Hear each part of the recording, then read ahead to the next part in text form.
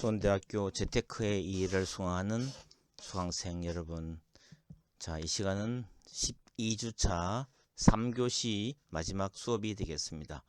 자, 3교시는 우리 대학생을 위한 실용금융교재 2장 금융상품과 금융시장에 관한 공부를 시작을 하도록 하겠습니다. 자, 목차는 이 장에서는 금융상품이 어떤 종류가 있고, 금융시장은 무엇이고, 금융회사는 어떤 회사들이 있고, 금융유관기관은 어떤 기관들이 있는지를 한번 살펴보는 시간을 갖도록 하겠습니다.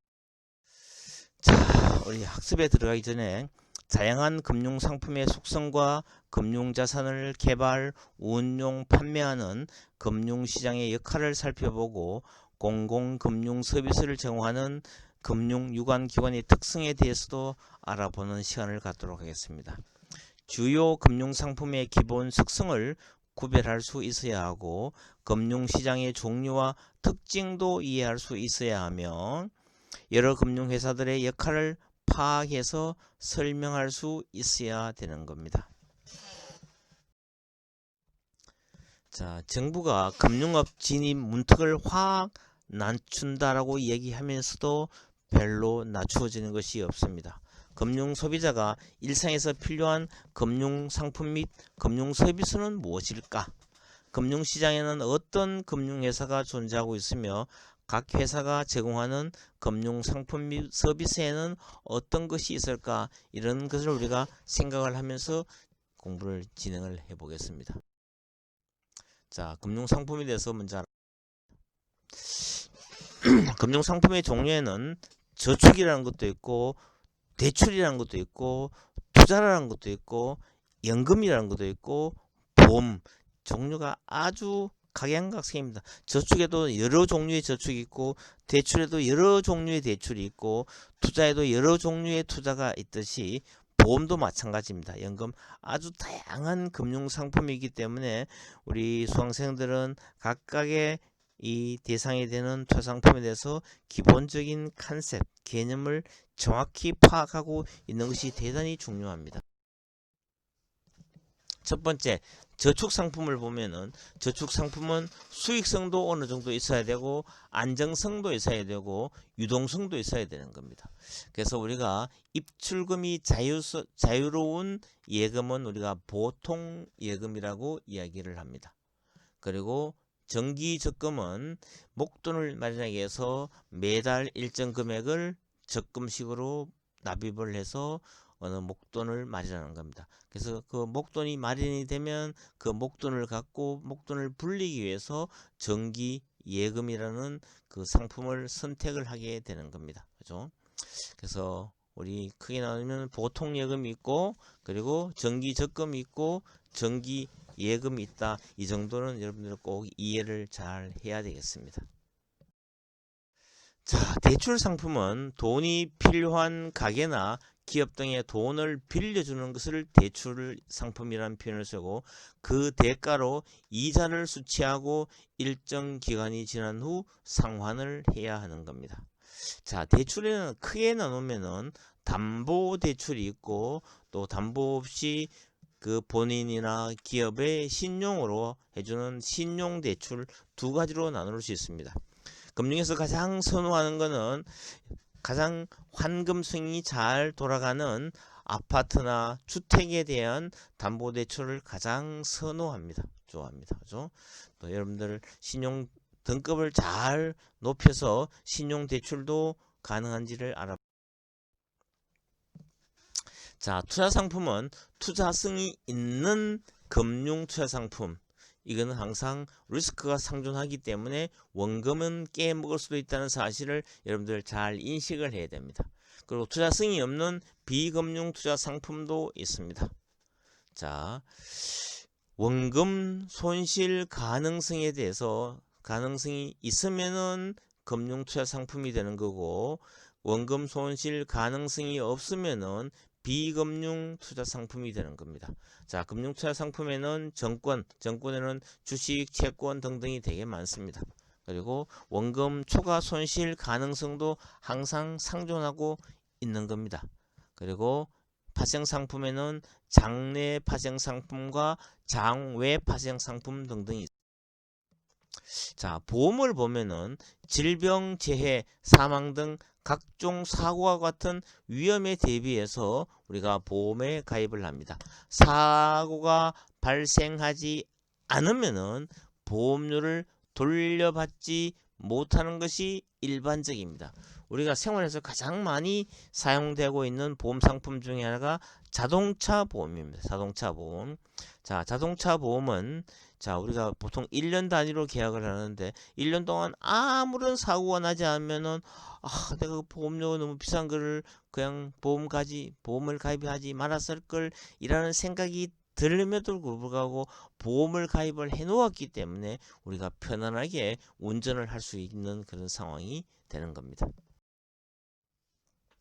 자, 연금 상품은 저축 투자 상품처럼 구조면에서 구분이 되지 않지만 안정적인 노후 생활이라는 특정 목적의 상품 형태가 다양한 것이 특징입니다.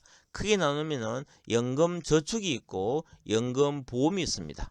자, 우리 학생들은 여기 되게 뭐 여러 가지 종류가 있는데 지금 학생들한테는 연금 저축이나 연금 보험에 대해서 연금에도 이런 상품이 있다. 연금 저축도 있고 연금 보험도 있다. 이 정도만 여러분들 알고 나중에 직장 생활을 하게 되면은 연금 저축에 하게 되면은 대단히 많은 세액 공제를 받기 때문에 연말 정산할 때 많은 금액을 돌려받을 수가 있게 되는 겁니다. 그래서 연금 저축에는 연금 저축 신탁이 있고 연금 저축 펀드가 있고 연금 저축 보험도 있습니다.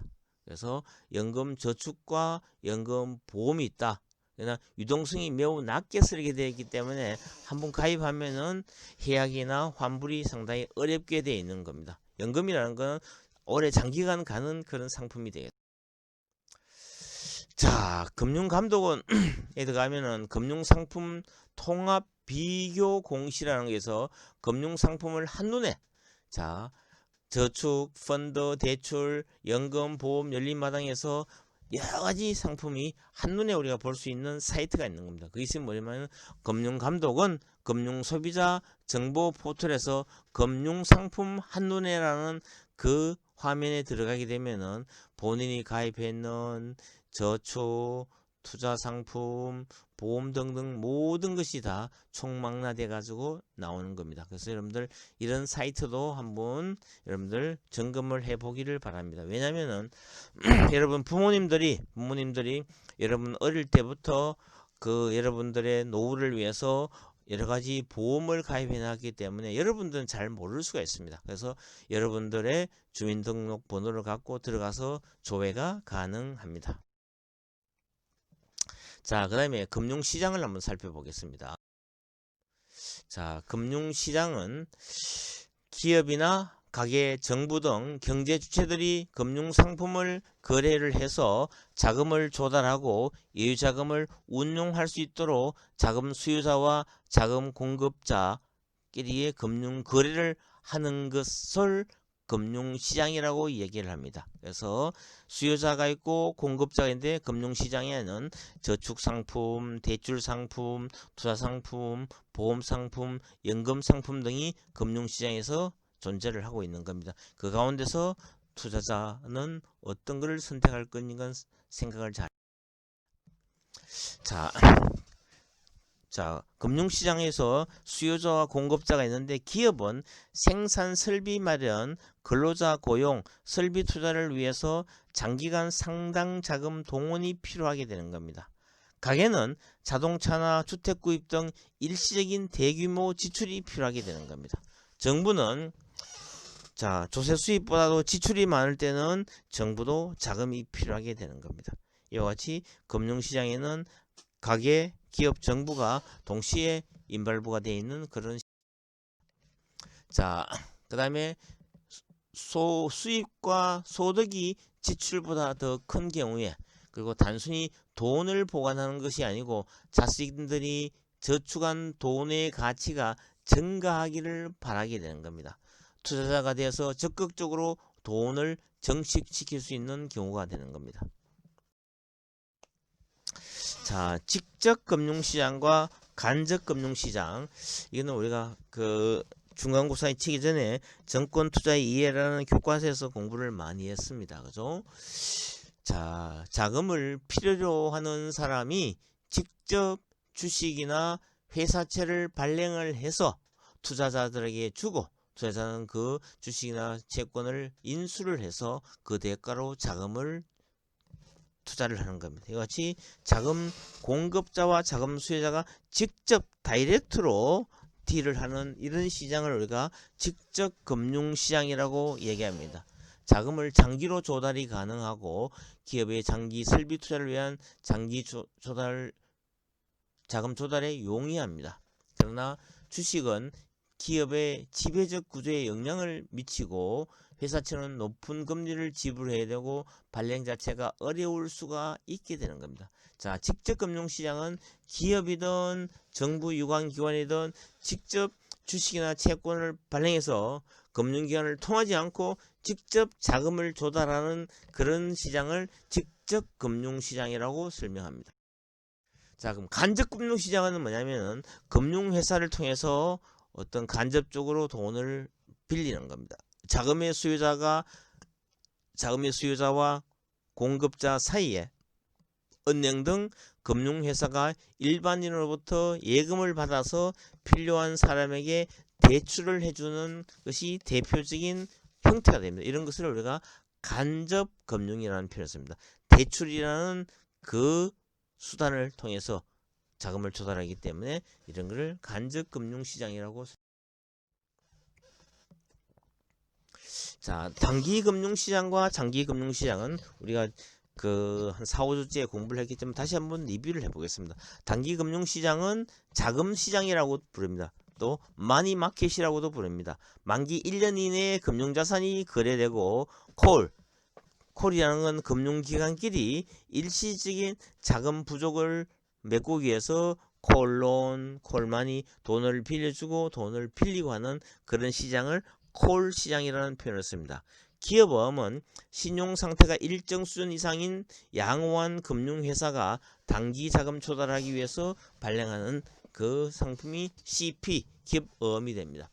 그리고 양도성 예금정서는 정기예금의 양도성을 부여한 예금정서 CD입니다. Certificate of Deposit이 되는 거고, 그 다음에 장기금융시장은 자본시장 캐피털 마켓이라고 불리고 자금 수요자가 장기 자금을 조달하기 위해서 발행하는 유가증권이 발행 유통되는 시장입니다.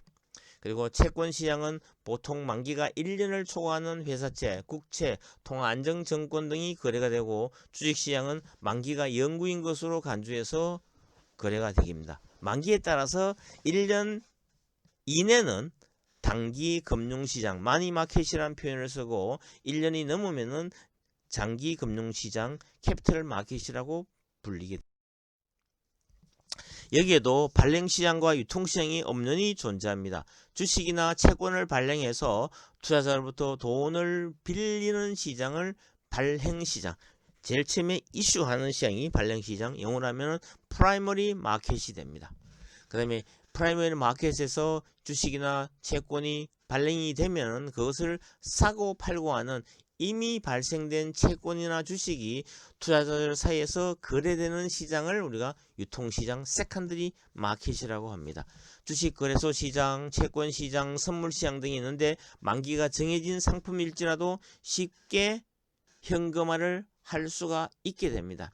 시장 가격도 이곳에서 결정이 되는 겁니다. 자, 유통시장을 보면은 거래소 시장과 장외 시장이 있습니다.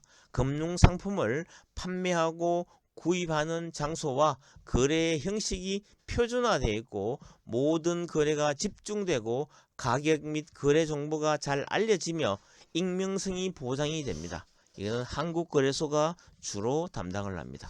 자, 한국거래소는 그 장내 시장이라고 표시할 수 있고 장외 시장은 특별한 규칙이 없이 거래 당사자 간의 매매가 되고 증권회사가 매개를 하기도 합니다.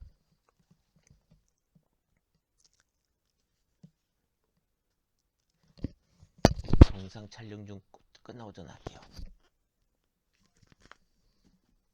자, 금융회사를 한번 보겠습니다.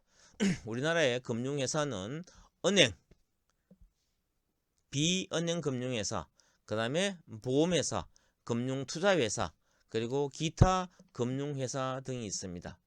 자, 그러면은 은행은 또 일반은행이 있고, 일반은행에는 시중은행, 지방은행, 외국은행, 국내 지점이 있고, 특수은행은 그 특수한 법에 의해서 설립되어 있기 때문에 한국산업은행은 한국산업은행법에 의해서 설립되고, 한국수출입은행은 한국수출입은행법에 설립되기 때문에 특수한 법에 의해서 설립된 은행을 우리가 특수은행이라는 표현을 씁니다. 그리고 비은행 금융회사는 상호저축은행입니다. 상호저축은행, 여신 전문 금융회사도 있고 등등 여러가지 다양한 회사들이 있습니다. 그리고 보험회사는 생명보험과 손해보험이 있습니다.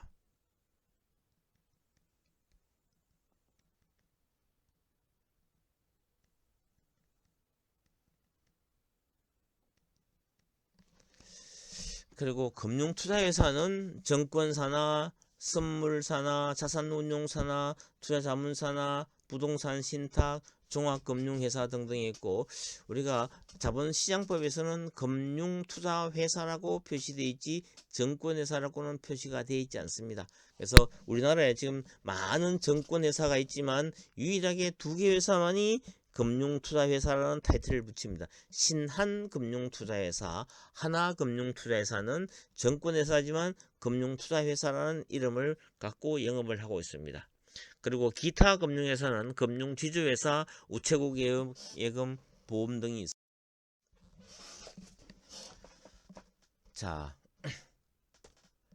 은행의 주요 업무를 보면은 은행에는 수신 업무가 있습니다. 이거는 예금 또는 적금을 받는 업무를 수신, 받아들인다는 뜻이고, 여신은 빌려준다는 뜻입니다. 자금 대출과 할인 등을 하고, 환 업무는 외국환, 외환을 업무하는 겁니다. 그리고 또 보증 업무도 있고, 유가증권 투자 업무도 있고, 간접투자증권 판매 업무도 있고, 신탁업도 있고, 카드업도 있고, 결제 대행 업무 등 다양한 업무를 은행은 하고 있습니다. 자, 은행은 영업 지역에 따라 구분을 하면은, 자, 시중은행과 지방은행으로 나눌 수 있습니다. 시중은행에는 우리가 보면은 국민은행, 신한은행, 우리은행, KB하나은행 이런 등등을 시중은행이라는 표현을 쓰고, 지방은행은 부산은행, 대구은행, 광주은행처럼 그 본점 소재지가 서울이 아닌 지방에 있는 은행을 지방은행이라는 표현을 씁니다. 그 설립 목적에 따라서는 특수은행, 자, 일반은행과 특수은행이 나오는데, 특수은행은 특수은행 법에 의해서 설립되는 은행들을 그렇게 통칭을. 자, 비은행 금융회사들은 다양하게 많습니다. 자, 상호저축은행도 있고, 상호금융회사도 있고, 우체국 예금도 있고, 여신 전문회사, 리스회사나 할부금융회사나 신용카드회사 이런 등등의 회사 등이 다 비은행 금융회사로 표시할 수가 있습니다. 자, 보험회사에 들어가면은 보험회사는 생명보험과 손해보험으로 나눌 수 있습니다. 생명보험은 사람의 생존과 사망에 따른 사건이 발생했을 때 보험금을 지급하는 거고, 손해보험은 사고로 인해서 발생하는 것에 대해서 손해보상을 해주는 겁니다. 생명보험과 손해보험은 완전히 분리된 보험으로 서로 겸업을 하지 않습니다. 자, 사람의 건강과 관련 있는 질병보험, 상해보험, 간병보험 등은 자유롭게 지급이 가능합니다. 우리나라에 여러가지 보험회사가 많죠. 삼성생명, 교보생명, 그리고 하나생명 뭐 등등, LIG 손해보험, KB 손해보험 등등 되게 많은 보험사. 자, 그 다음에 보증보험이라는 게 있습니다. 보증보험. 보험계약자로부터 보험료를 받고 보험계약자가 피보험자에게 약속을 이행하지 못하거나 피해를 끼쳤을 때 대신 보험금을 지급해 주는 겁니다. 지급해 주는 거. SCI 서울보증이 있습니다. 참고로 보증기금도 이와 유사한 기능을 하지만 한번 보겠습니다. 자금력이 취약한 기업 등이 원활하게 자금을 공급받도록 신용 등을 보증해 주는 겁니다. 예를 들면 신용보증기금, 교수님이 대학 졸업하자마자 첫 직장이 신용보증기금이었습니다. 그 다음에 신용보증기금에서 갈라져 나온 것이 기술보증기금, 기보라는 것도 있고, 그리고 건설에 관련해서는 주택도시보증공사라는 기관도 있습니다. 자, 금융투자에서는 우리가 지난번 금융증권투자 2의 교과서에서 공부를 많이 했습니다. 금융투자 업무 전부 또는 일부를 담당하는 회사를 금융투자회사라고 부르는데 2009년 2월 4일부터 시행된 자본시장과 금융투자업에 관한 법률, 약칭해서 자본시장법은 금융투자 업무를 투자 매매업, 투자 중개업, 집합 투자업, 투자 일임업, 투자 자문업, 신탁 업무의 6가지로 구분을 하고 있습니다. 자, 투자 매매업이라는 건 자기 돈을 갖고 운용하는 겁니다. 투자 중개업은 고객의 투자를 중개해 주는 거고, 집합 투자업은 우리가 많이 알고 있는 펀드를 집합 투자업으로 그렇게 이해하면 됩니다. 투자 일임업이라는 것은 투자자하고 투자자문사하고 계약을 해서 모든 그 운용 자체를 투자자문사에게 일임을 해서 모든 걸 책임지고 운용을 하는 겁니다. 자, 그럼 투자 자문업은 뭐냐면은 자문 계약을 하지만 자문만 해주고 모든 운용과 매매는 고객이 직접 하는 겁니다. 그 다음에 신탁업이라는 6가지의 금융투자회사의 자, 정권회사는 주식, 채권 등 유가증권의 발행을 주선하고 발행된 유가증권의 매매를 중개해 주는 겁니다. 자산운용사는 채권과 주식을 매매하고 집합투자기구인 펀드를 관리하는 펀드 매니저가 있는 회사인데, 집합투자기구를 우리가 펀드입니다. 자본시장법에는 펀드라는 용어가 없고 집합투자기구라고 되어 있기 때문에 이 우리가 소위 펀드라는 것을 자본시장법상에는 집합투자기구구나 이렇게 이해를 하면 됩니다. 자, 펀드를 만들고 운용함으로 투자 수익률은 자산운용사의 역량에 따라서 달라집니다.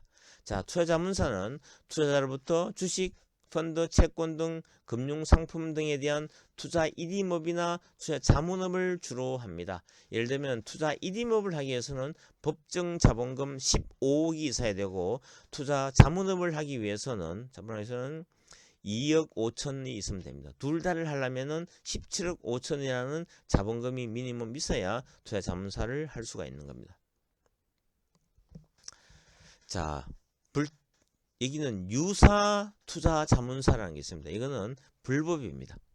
여러분들 진짜 투자 자문사인지 유사 투자 자문사인지는 여러분들 잘 구별을 해야 됩니다. 자, 그 다음에 금융감독원은 금융산업을 순진화하고 금융시장의 안정성을 도모하며 건전한 신용질서, 공정한 금융거래 관행 확립과 예금자 및 투자자 등 금융수요자를 보호함으로써 국민경제에 기여하기 위해서 설립이 되는 기관입니다.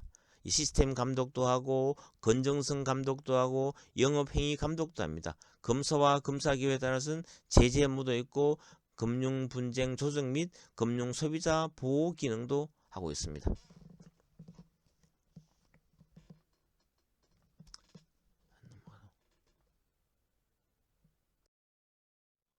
자, 한국은행은 은행의 은행입니다. 그래서 물가 안정을 위한 통화 신용 정책을 수립하고 기준금리도 결정하고 화폐도 발행을 하고 중앙은행이기도 하고 통화신용정책에 관한 결정도 하고 정부의 은행이기도 하고 은행의 은행이기도 하고 직업 결제 시스템을 운영하는 이런 기능을 갖고 있습니다. 예금보험공사는 여러분들이 예금을 했을 때 만약에 예금을 받았는 그 금융기관이 부도가 났다. 그러면은 원금과 이자를 합해서 1인당 5천만 원까지는 보호를 해주는 그런 기능을 예금보험공사에서 하고 있습니다. 그리고 신용회복위원회라는 게 있습니다. 여러분들 나중에 그 신용이 불량이 됐을 때 회복하는데 도움을 주는 기관과 신용해본이 있고, 은행연합회는 은행들이 모여서 하는 입니다.